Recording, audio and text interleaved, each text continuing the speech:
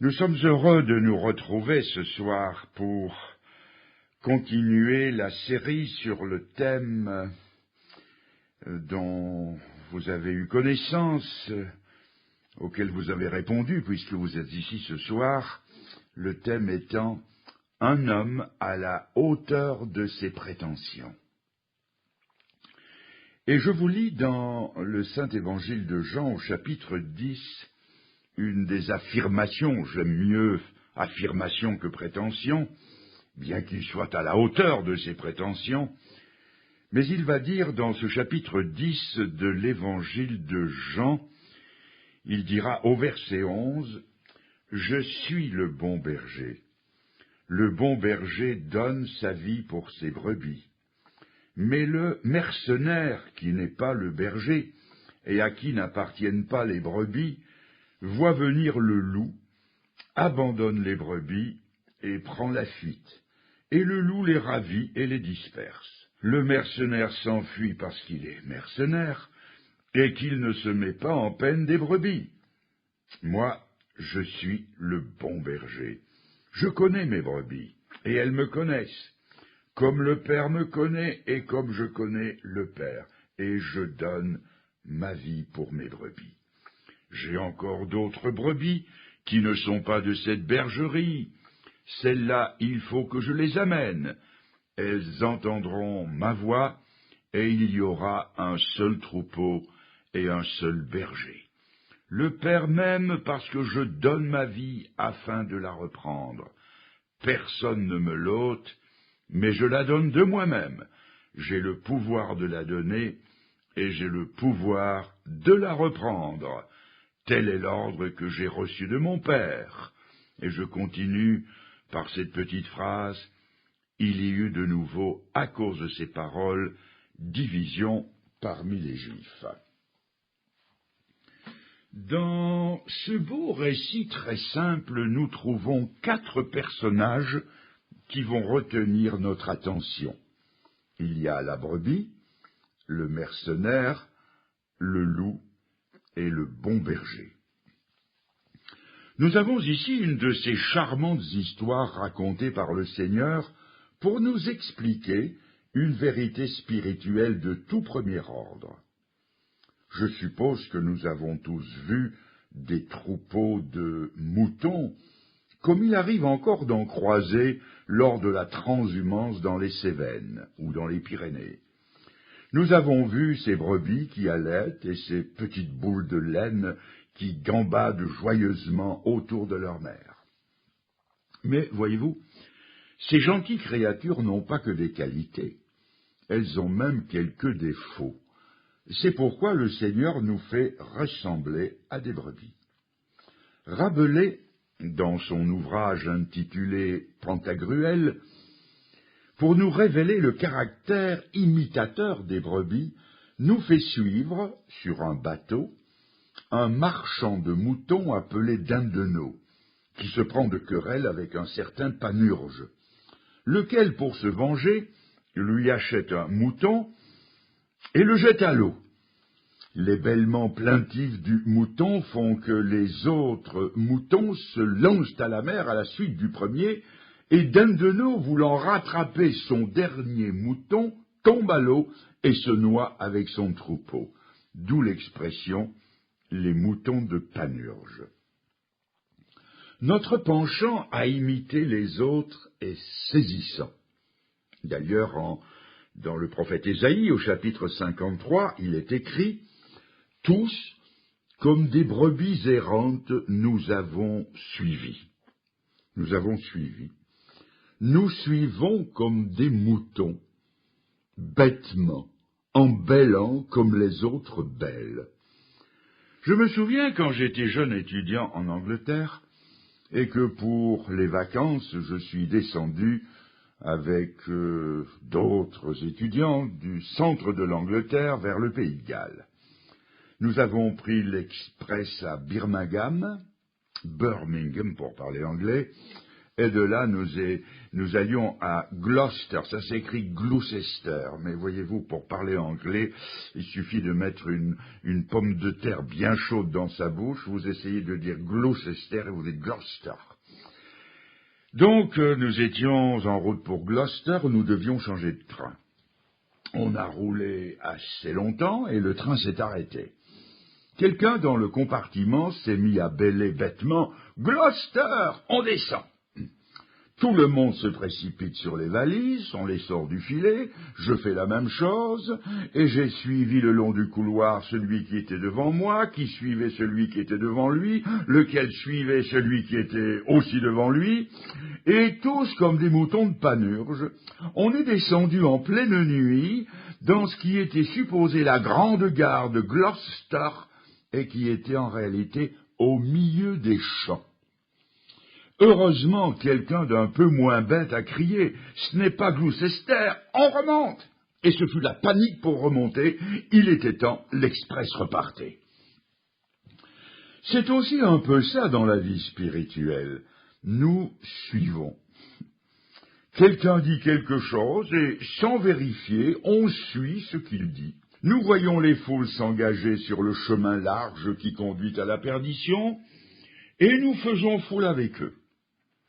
On choisit la religion du plus grand nombre, non pas parce qu'on est convaincu qu'elle est la meilleure, mais tout simplement parce qu'on fait comme les autres.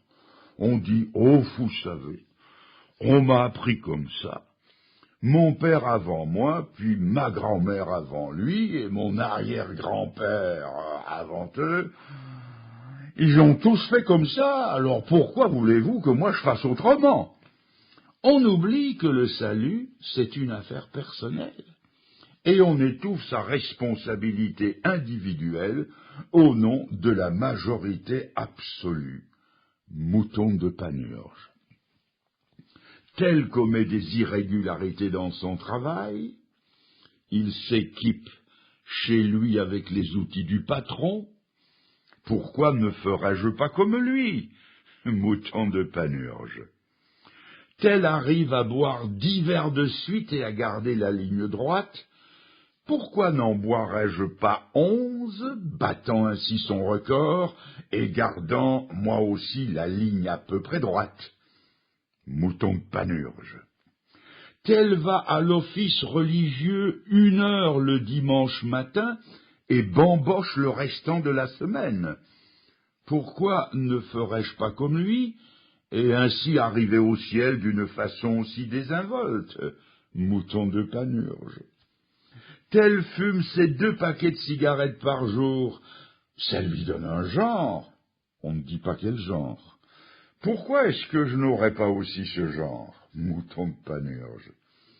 Telle jeune fille a son carnet de flirt et de rendez-vous rempli jusqu'à la fin de l'année. Et je vois qu'elle ne fait pas tapisserie, qu'elle a du succès. Pourquoi ne ferais-je pas comme elle, Mouton de Panurge? Tel mécano serre ses boulons, répare ses tracteurs en jurant, blasphémant. Pourquoi est-ce que je ne ferais pas comme lui, d'autant plus que sa mécanique se répare, Mouton de Panurge? Oui, nous avons souvent été des moutons de Panurge. On a fait comme les autres. On a suivi. Et nous nous sommes tellement écartés, nous avons tellement pris l'habitude de faire comme les autres, qu'on finit par ne plus savoir ce qui est bien et ce qui n'est pas bien. Les autres font comme ça, on fait comme eux, et on ne sait plus où l'on est. Pire, on ne peut plus retrouver le chemin qui conduit à Dieu. En cela aussi, nous ressemblons aux moutons. Le chien, lui, a son flair, le pigeon a son sens de l'orientation, mais la brebis n'a ni l'un ni l'autre. Plus elle est égarée, et plus elle cherche son chemin, plus elle s'égare. N'est-ce pas aussi notre expérience? Plus nous nous débattons contre tel penchant, tel vice, telle passion, plus nous essayons de remonter la pente, plus nous la dévalons, plus nous dégringolons. Dites-moi, qui a brisé la chaîne de ses passions, de ses péchés par ses propres forces? Qui pourra revendiquer une victoire totale et durable sur ce qu'il réprouve intérieurement, sur ce que sa conscience condamne, c'est-à-dire, appelons les choses par leur nom, sur son péché, qui? Et puis, n'oublions pas que, à côté des péchés qui nous lient, qui nous font mal, et dont nous aimerions être délivrés, il y a aussi les péchés que nous aimons, ceux que nous caressons, et ce sont ceux-là qui nous perdent autant que les autres. Quand je me suis converti, le Seigneur m'a délivré de ce qui me captivait et me faisait souffrir, mais il m'a aussi délivré de choses dans lesquelles je me complaisais. Il faut l'admettre, certains péchés peuvent avoir des côtés bien agréables, mais quand la conversion intervient, le Saint-Esprit est d'une telle puissance que non seulement il nous délivre de ce que nous n'aimons pas, mais il nous délivre même de ce que nous aimions. Alors comment retrouver le chemin qui conduit à Dieu? Le problème est là. Comment rétablir le contact avec lui? Comment réintégrer la sécurité du troupeau? Qui appeler et à qui se confier? Et c'est ainsi que nous arrivons tout doucement à notre deuxième personnage. Il y avait la brebis, et maintenant il y a le mercenaire, celui qui loue ses services. Le mercenaire, c'est celui qui a l'apparence du vrai, du bon berger. Il semble en remplir les fonctions, mais il ne se dévoile qu'en face du danger. Je voudrais vous poser une question. Dites-moi, à qui, à quoi avez-vous confié ce que vous avez de plus précieux au monde, c'est-à-dire le salut de votre âme? Quelqu'un va me dire, mais moi je ne me sens pas en danger. Mais permettez-moi quand même d'insister, à quoi avez-vous confié votre salut? À quel mercenaire avez-vous confié, je me répète, le salut de la chose la plus précieuse au monde? La Bible dit, que donnerait l'homme en échange de son âme? Si vous la perdez, votre âme, vous perdez tout. Et pour toujours, et pour l'éternité, c'est une affaire sérieuse. Alors, encore une fois, à quel mercenaire avez-vous confié votre salut éternel? Prenons un exemple, une comparaison. Si vous aviez de l'argent à placer quelque part pour avoir des rentrées, est-ce que vous vous contenteriez de le placer, par exemple, sur des hypothèques de 2e rang ou de 3e rang dont vous ne seriez pas sûr d'avoir ni les intérêts, ni même de revoir un jour le capital? Est-ce que vous vous contenteriez de placements douteux? Mais bien sûr que non. Et votre âme, elle vaut mieux et plus que tout l'argent du monde. De même, si vous voulez un diplôme pour entrer dans la vie active, est-ce que vous allez, vous les jeunes, vous contenter d'un vague diplôme décerné par des cours par correspondance qui vous garantissent les plus brillants résultats, les plus brillants succès après 3 mois d'études sans effort? Non, bien sûr. Il faut un diplôme reconnu par l'État ou son équivalent. Eh bien il nous faut un salut que Dieu puisse agréer, et non pas n'importe quel vague petit salut issu de nos fantaisies. Et ce salut, il porte un nom, c'est celui dont je parle ce soir, et dont je parlerai jusqu'à mon dernier souffle, c'est Jésus-Christ. C'est ce que l'apôtre Pierre dira dans le livre des Actes au chapitre 3 et au verset 11.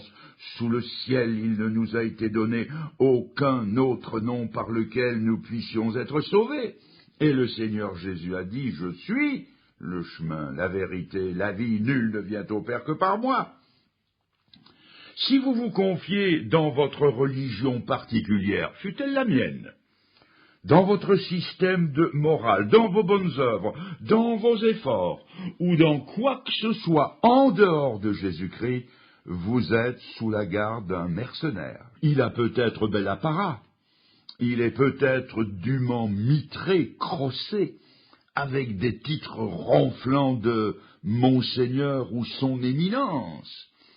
Au jour du jugement, ce mercenaire-là en aura bien assez à répondre pour lui-même pour qu'il puisse rien faire pour vous.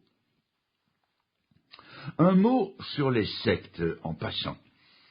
Il faut être sur ses gardes, car les sectes sont de terribles mercenaires. Les sectes se reconnaissent facilement. Ce qui les caractérise, c'est que leurs dirigeants, alors retenez bien cela, leurs dirigeants s'autoproclament être les seuls à posséder la vérité et à avoir seuls le droit d'en décider. Elles ont toujours à leur tête quelques gourous, quelques pontifes, dont certains vont jusqu'à prétendre à l'infaillibilité. Qu'elles soient minoritaires ou majoritaires, qu'elles aient quelques milliers d'adeptes ou des centaines de millions, cela ne change rien à la chose. Elles manipulent les âmes en plaçant leur enseignement au-dessus de la Bible. Un petit mot de 2 lettres les identifie, c'est la conjonction « et », E-T, « et ». Il y a la Bible et ce qui est en plus de la Bible. Il y a la Bible et la tour de garde, par exemple. Il y a la Bible et Joseph Smith. Il y a la Bible et la tradition. Et ça continue. Ça, c'est la caractéristique des sectes. Nous avions là notre deuxième personnage. Le premier, c'était la brebis. Le deuxième, c'est le mercenaire. Et le troisième, maintenant, c'est le loup. Je vous le demande, quelle brebis peut résister à un loup? Imaginez que quand le loup se présente, la brebis fasse état de ses services en lui disant « Messire loup, toute ma vie, j'ai donné de ma laine et de mon lait. » Va-t-elle invoquer le pédigré sélectionné de ses ancêtres? Il s'en moquera comme de sa première fourche. Va-t-elle essayer de lui résister? Si elle est seule, elle périra. Arrivé à ce point, peut-être me reprocherez-vous de ne pas connaître mes classiques. Vous allez me dire, et la petite chèvre de Monsieur Seguin? Ah, cette brave petite chèvre, qui rêvait à la montagne, où l'herbe était fine, savoureuse, dentelée. Et le pauvre Monsieur Seguin, qui aimait sa petite Blanchette, il avait beau rallonger sa longe, c'était toujours trop court pour la petite, à qui plus rien n'allait. Et un beau jour, elle est partie dans la montagne. Elle a été heureuse tout un jour. Et quand la nuit est venue, le loup est venu aussi. Elle a pensé à la Renaud de son aïeul qui, à ce qu'il paraît, avait résisté au loup jusqu'à ce que les étoiles pâlissent. Elle a donné de la corne, elle a résisté au loup, mais ce n'était qu'une histoire. Et une histoire qui a fini par où elle aurait dû commencer, c'est-à-dire que le loup se jeta sur elle et la mangea. De même, mes amis, que ferez-vous le jour où vous aurez affaire à votre accusateur? Car il y a quelqu'un que la Bible appelle l'accusateur.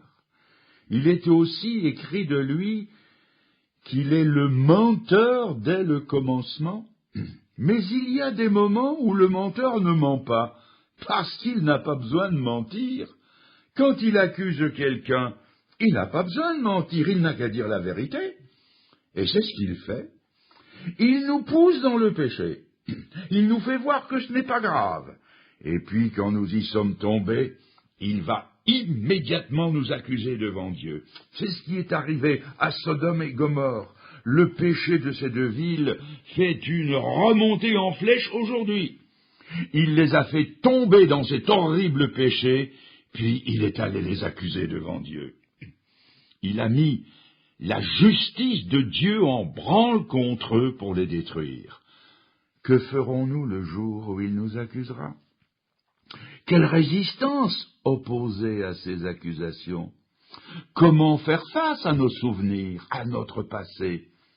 Imaginez un peu, jeunes gens, que tout ce que vous avez pensé, tout ce que vous avez fait, tout ce que vous avez dit, soit passé sur le grand écran du grand trône blanc, en mouvement, en couleur, en 3 dimensions, et porté à la connaissance de tout l'univers.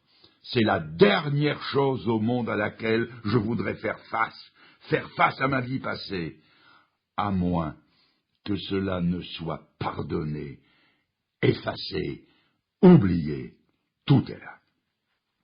Mais comment faire? Quand une brebis est attaquée par le loup, sa seule ressource est de crier à l'aide. De même, notre seul salut, c'est de crier au secours, de crier au Seigneur, au Sauveur. En Angleterre, dans une grande usine de textile où les machines étaient très compliquées, il y avait sur chaque machine une petite affiche qui disait ceci: si vos fils s'entremêlent, n'essayez pas de les démêler vous-même, appelez le contremaître. Et parmi ces centaines de travailleuses, il y en avait une femme très habile. Et un jour, ses fils se sont entremêlés. Se croyant assez habile, elle a essayé de les démêler, et elle n'est arrivée qu'à les emmêler davantage, et elle fut bien obligée d'appeler le contremaître.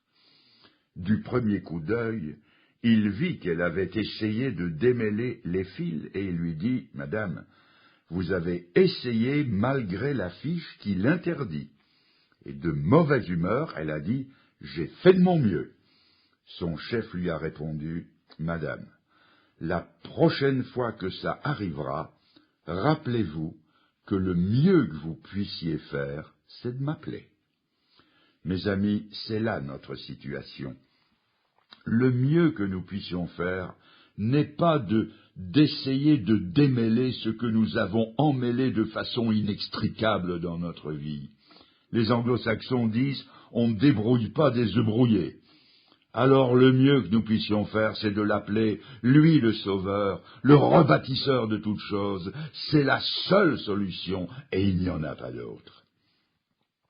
N'est-il pas écrit que si le berger a une brebis qui s'égare, il laisse les 99 autres au bercail, et il va dans la montagne à sa recherche? Faites donc lui savoir qui vous êtes. Une brebis égarée qui a suivi les autres au lieu de suivre le berger? Dites-lui où vous êtes. Seigneur, dites-lui, Seigneur, tu sais que je suis pris dans la tempête de mes passions, que je suis lié par des mauvais sentiments, par un fichu caractère, par l'impureté, par l'amour de l'argent, par la convoitise, par la mondanité, par la drogue. Seigneur, tu sais, toi, où j'en suis. Appelez-le, criez à Jésus-Christ, il vous entendra. Vous le verrez dévaler les collines, se meurtrir les mains, les pieds, il viendra, il vous enveloppera dans ses bras qui ont été tendus à la croix. Il vous serrera sur son cœur qui a éclaté à la croix parce qu'il est mort d'un cœur brisé. Il penchera sur vous un front qui porte encore les marques de la couronne d'épines. Et quand vous l'aurez appelé et qu'il sera près de vous, alors seulement vous comprendrez que cette main percée qu'il vous tend devrait être une main vengeresse, et voici, c'est une main salvatrice. Le cœur sur lequel il vous serre devrait vous haïr, et voici, il vous aime. Ce front devrait être marqué d'un pli dur, et il a une expression sereine. Il devrait être, vous le comprendrez alors, il devrait être votre bourreau, et il devient votre sauveur. L'enfer devrait vous recevoir, et c'est le ciel qui s'ouvre. Voilà l'amour du sauveur. Il a quitté la gloire, le bien-être du ciel, lui duquel il est écrit, de riche qu'il était, il s'est fait pauvre afin que par sa pauvreté nous fussions enrichis. Il a laissé percer ses mains, ses pieds, son sang a coulé, sang duquel il est écrit, le sang de Jésus-Christ purifie de tout péché. Chacun de nous doit décider, ou périr ou l'appeler, et vivre sous son joug duquel il est dit, mon joug est facile. Jésus vous veut. Il veut vous voir rentrer dans son bercail aujourd'hui, et par la puissance qu'il mettra en vous, il veut vous voir vivre une vie digne de l'honneur qu'il vous fait. Parce que, voyez-vous, quand Jésus sauve, c'est à lui désormais qu'on appartient, non plus aux mercenaires, ni à soi-même, comme c'est écrit de ceux qui sont sauvés dans la première épître aux Corinthiens, chapitre 6, verset 19. Vous ne vous appartenez pas à vous-même. On ne peut plus être à la fois dans le bercail du bon berger et dans le monde. Il y a un choix à faire entre les deux. Un jour, un homme d'affaires récemment converti, qui fréquentait habituellement des lieux très mondains, et qui n'était pas encore bien instruit dans les voies du Seigneur, reçut une invitation pour un rendez-vous très mondain. En arrivant, son hôte le salua et lui dit « Ah, que je suis content de vous voir et de me rendre compte que ce qu'on raconte n'est pas vrai. »« Pardon, que voulez-vous dire ? » ?»« Eh bien, on raconte que vous êtes converti, et en vous voyant ici, je me rends compte que ce n'est pas vrai. » Cueilli à froid, il balbutia, mais comment ce n'est pas vrai ? Mais c'est vrai. Se ressaisissant, il dit, ah, je comprends. Vous voulez dire que cet endroit n'est pas fait pour un chrétien. Vous avez raison, et vous ne m'y verrez plus. Et disant adieu à son hôte, il s'éloigna de son dernier rendez-vous mondain. Mes amis, on ne peut pas à la fois être au monde et à Dieu. Il est écrit qu'on ne peut pas servir Dieu et Mammon. On ne peut pas être à la fois sur le chemin resserré qui mène à la vie et sur le chemin spacieux qui mène à la perdition. Dans l'évangile de Matthieu au chapitre 25, on arrive au règlement final de toutes choses. Il y a là les brebis et les béliers, image que le Seigneur donne des sauvés et des perdus. Le Seigneur, le grand berger, va faire le triage entre le vrai et le faux. Oh, moi, je me tromperai certainement, mais lui, le berger, s'y connaît et il ne se trompe pas. Quelqu'un dira peut-être en lui-même, parle toujours, prédicateur. Moi, j'ai trompé tout le monde, et je continue à le faire. Je trompe les responsables de mon Église, je trompe les anciens, je trompe mon pasteur, je trompe tous mes amis, je joue à la brebis. Vous me donneriez le bon Dieu sans confession, tellement j'ai belle apparence. Mais je sais très bien que ma nature, mon cœur, mon caractère, rien n'a été changé, et personne n'y voit rien. C'est vrai, vous pouvez tromper les hommes, seulement vous ne pouvez pas tromper Dieu. Et finalement, c'est vous que vous trompez. C'était en Alsace il y a quelques années. Dans une soirée, j'avais parlé des Israélites quittant l'Égypte en route pour la terre promise. Ils ont l'armée des Égyptiens sur les talons. Ils sont acculés à la mer. Ils n'ont plus qu'une seule issue, croire la parole de Dieu et s'engager par la foi dans la mer Rouge. Israël descend dans la mer Rouge que Dieu met à sec devant eux et, alors suivez bien ça, et les Égyptiens en font autant. Oui, mais ils l'ont fait sans changer de camp, sans être convertis. Et le résultat, c'est que la mer s'est refermée et a englouti les Égyptiens. Le lendemain de cette soirée-là, je reçois la visite d'une jeune femme, heureuse maman de 2 jeunes enfants. Elle est venue me raconter son histoire, et elle a commencé par ces mots. Elle m'a dit, monsieur, je suis une hypocrite. Le Seigneur m'a parlé hier soir. Je me suis rendu compte que, comme les Égyptiens ont imité le peuple de Dieu, sont entrés dans la mer Rouge sans changer de camp, moi aussi, j'imitais les chrétiens, mais je n'avais pas changé de camp. J'ai été élevé dans une famille chrétienne, j'ai suivi les principes de mon Église évangélique, je suis même passé par les eaux du baptême, tel qu'on me l'a enseigné chez nous, non pas comme enfant, mais comme adulte et responsable de mes décisions. J'ai épousé un jeune homme de l'Assemblée, nous avons 2 enfants, et hier soir, je me suis rendu compte que je n'avais pas changé de camp, que je faisais comme les autres. Je marchais avec les autres, mais je n'étais pas sauvé. Et elle m'a redit, je suis une hypocrite. Savez-vous ce que je lui ai répondu? Je lui ai répondu, madame, des hypocrites comme vous, j'aimerais bien en rencontrer 100 tous les jours. Des hypocrites qui le savent, qui le reconnaissent et qui le regrettent et s'en repentent. Et là, simplement, elle s'est recueillie et dans une prière toute simple, presque enfantine, elle a demandé pardon au Seigneur de son hypocrisie, de son esprit d'imitation, et elle s'est donnée à Jésus-Christ. Je termine avec quelques textes de l'évangile de Jean au chapitre 10 qui nous disent que quand on se donne à Jésus-Christ, on reçoit le salut et l'assurance du salut.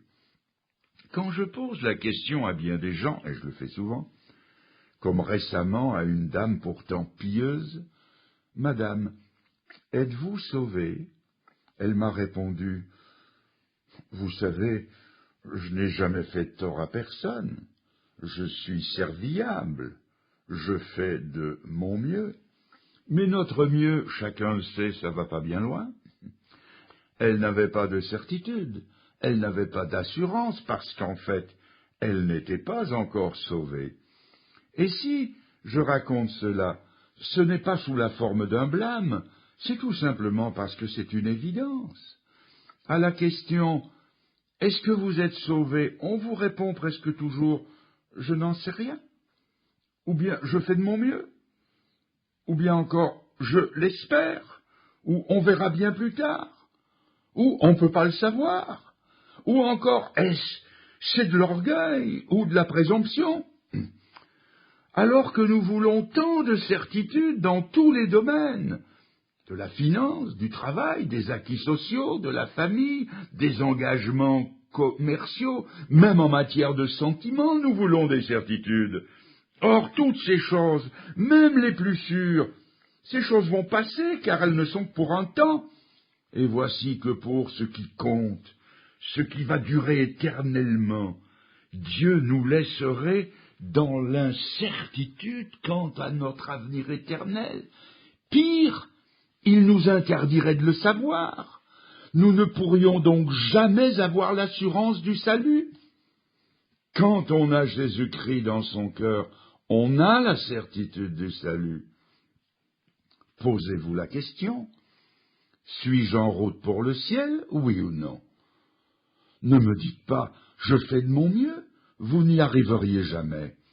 Le meilleur moyen de se perdre, mais c'est de faire de son mieux, parce que cela voudrait dire que vous seriez votre propre sauveur. Or, la Bible nous apprend que le sauveur, ce n'est pas nous, c'est Jésus le sauveur. Il nous sauve parce que nous sommes perdus. Au départ, je dois donc reconnaître que je suis perdu, que je ne peux rien faire pour me sauver, et je dois crier vers lui, alors il me sauve. Il me sauve entièrement sans que je n'ai rien à faire, sinon me repentir et croire en lui. Dans l'évangile de Jean au chapitre 10, verset 9, Jésus dit, écoutez maintenant, je suis la porte. Si quelqu'un entre par moi, il sera sauvé. Je ne lis pas il sera peut-être sauvé, ou il pourra espérer un jour être sauvé. Non, il sera sauvé, c'est une certitude.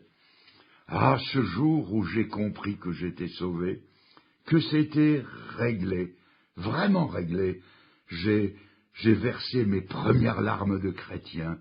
J'étais sauvé, j'avais fait la paix avec Dieu, j'étais devenu son enfant. L'étape finale décisive était réglée, une fois pour toutes. Quel bonheur que ce jour-là, il sera sauvé. Au verset 10, Jésus dit, « Je suis venu afin que mes brebis aient la vie, et qu'elle l'ait en abondance. » Qu'elle l'ait en abondance. C'est ce que je n'avais pas compris avant ma conversion. Je me disais, la vie chrétienne, c'est misérable. C'est une interminable suite d'interdictions. Ne pas, ne pas, ne pas.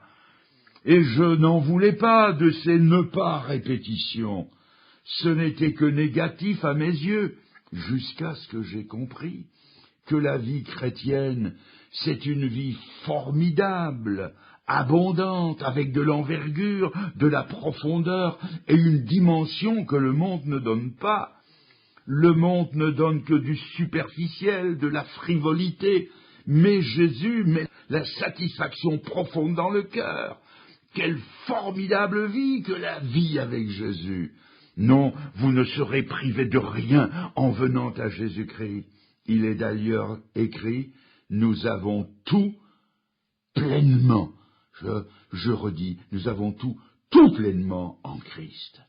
Et au verset 27, je continue, le Seigneur dit, mes brebis entendent ma voix, je les connais, elles me suivent, et je souligne, je leur donne la vie éternelle. C'est la vie éternelle qu'il donne. Et la vie éternelle, ce n'est pas pour 20 ans, ce n'est pas pour 200 siècles. La vie éternelle, c'est pour toujours. Et si on a la vie éternelle, on a l'assurance de l'éternité, forcément. La vie éternelle ne peut pas finir, ni maintenant, ni jamais, puisqu'elle est éternelle, d'autant plus qu'elle est plus une qualité de vie qu'une mesure de vie. On a ces certitudes dans le verset 28, et je lis, « Elles, mes brebis, elles ne périront jamais, et personne ne les ravira de ma main. » Ah, mes amis, quelle certitude! Savoir qu'on est en route pour le ciel. J'ai souvent dit, pour ceux qui ne sont pas encore à Christ, le meilleur est derrière eux. Mais pour un chrétien, le meilleur est toujours devant lui. Aimeriez-vous avoir cette assurance? Entrer dans cette autre vie? Rappelez-vous cette histoire de l'industrie textile. Si vos fils s'entremêlent, appelez le contremaître. Rappelez-vous la réponse de cette femme, « J'ai fait de mon mieux ». En matière de salut, suivez l'avis du contremaître. Le mieux que vous puissiez faire, c'est d'appeler le Sauveur. Pourquoi ne le feriez-vous pas maintenant? N'est-ce pas l'heure de Dieu pour vous? Dans le monde, on demande des décisions ouvertes. On demande aux gens de prendre position, de manifester, de défiler dans les rues avec pancartes et banderoles. Eh bien, la Bible dit aussi, si tu crois dans ton cœur, et que tu le dis, que tu le proclames de ta bouche, c'est-à-dire ouvertement, tu seras sauvé. Dieu donne une assurance intérieure. Quant à la foi du cœur, on y ajoute la parole de sa bouche, c'est-à-dire quand on le proclame extérieurement. Alors que nous touchons à la fin de cette rencontre, trouvez maintenant le moment de vous recueillir et adressez-vous au berger de votre âme. Appelez-le dans votre vie. Croyez en lui, et puis à la sortie, lorsque nous nous dirons au revoir, au moment de nous serrer la main, dites-le de votre bouche, dites-lui, ce soir, je me suis donné au Sauveur, si tu crois dans ton cœur et que tu le dis de ta bouche. Mais avant la sortie, maintenant, cet instant, nous nous recueillons, et vous pouvez lui dire des paroles. Pour vous aider, je vais en prononcer quelques-unes, lentement, que vous pouvez intérieurement répéter sincèrement. Ô Seigneur, dites-lui, Seigneur, c'est d'accord. Aujourd'hui, ce soir, je me tourne résolument vers toi. J'appelle au secours. Je ne peux pas me sauver moi-même, je l'ai bien compris. Viens sauver mon âme en danger de perdition. Dites-lui, je viens, je reviens à ton bercail. Fais de moi une de tes brebis.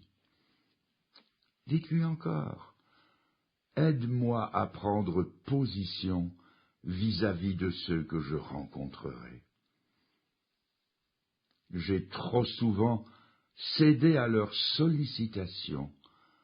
Seigneur, dites-lui, c'est à toi maintenant, qu'en cet instant je cède.